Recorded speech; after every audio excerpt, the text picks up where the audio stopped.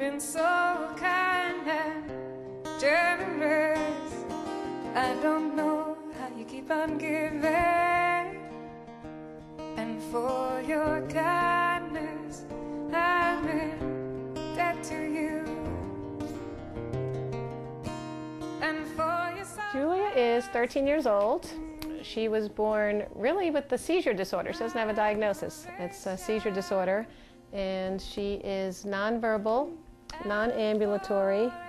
She eats everything through a feeding tube, a G-tube. When Julia was born, our life changed overnight. And she started having seizures immediately.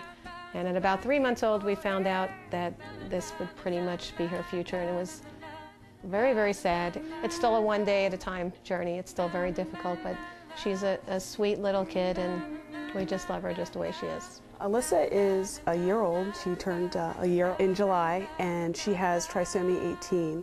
Trisomy 18 is a genetic condition where kids with her condition have an extra chromosome. And with her condition, there comes a bunch of anomalies. A lot of kids have heart conditions, issues with lungs, a host of inner organ problems. Trisomy 18 is typically called by the medical community incompatible with life. Most of the kids who are born alive, typically only survive a few hours to a few months. So we're really pleased and feel blessed that she's here and has survived. Lily and Adam were 24 weekers. They were 1 pound 9 ounces when they were born.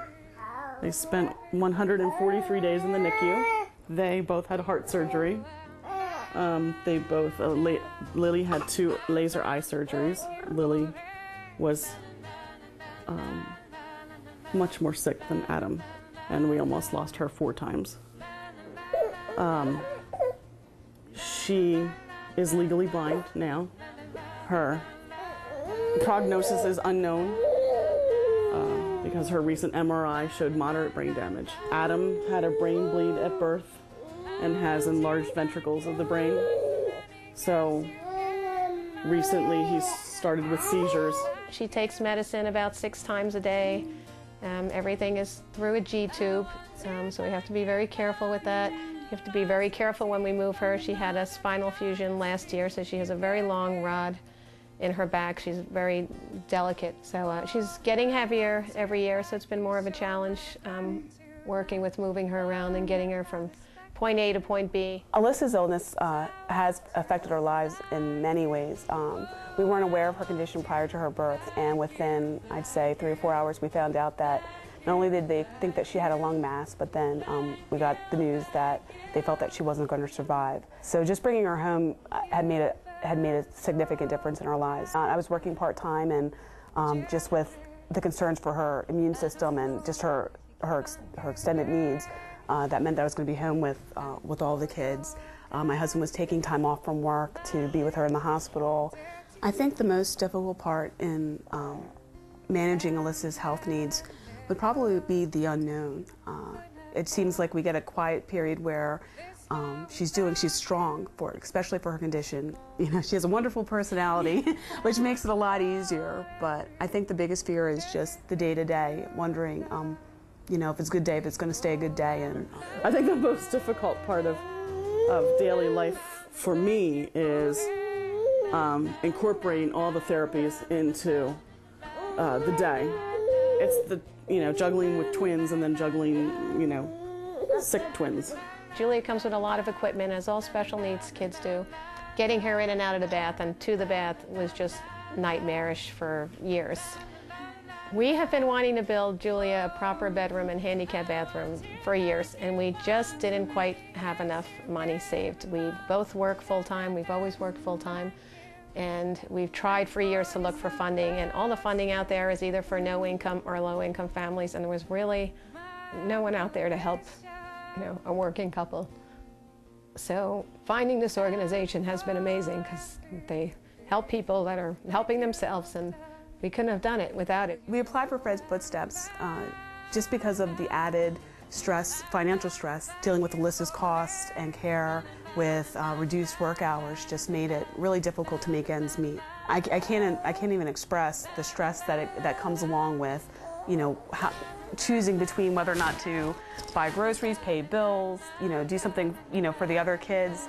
Well, when we applied for Fred's Footsteps, the babies were still in the NICU, and so we were preparing for them to come home, looking at a variety of additional expenses. Fred's Footsteps picked up a number of our mortgage payments, which was really, really helpful to not have to worry about those larger expenses. My wife had just resigned her teaching position, and so we knew, we had a loss of an income, and of course life was radically changing for us. Most people say they're working, both of them, and full time. That should cover most things. Well, in this case, like most cases, it's still going to be a struggle, a lot of times, to do what you guys helped us do over there, to expand that room. I mean, it's something you don't hear a lot about. The funding from Fred's Footsteps has been a great help to our family.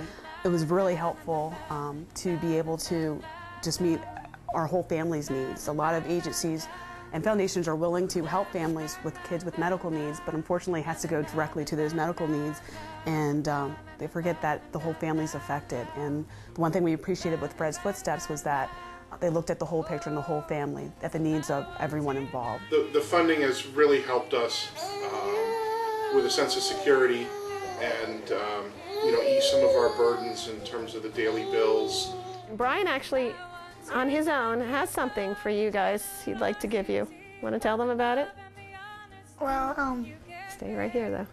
I'm giving all my money to Fred's Footsteps to help the next people. It's been a real blessing to have Fred's Footsteps in our lives. So it all came together in a great way and really helped us get through some rough couple of months. Thank you, thank you, thank you, thank you, thank you, thank you, thank you. I want to thank you, thank you, thank you, thank you. Thank you, Fred's Footsteps. Thank you, Fred's Footsteps. Thank you, Fred's Footsteps.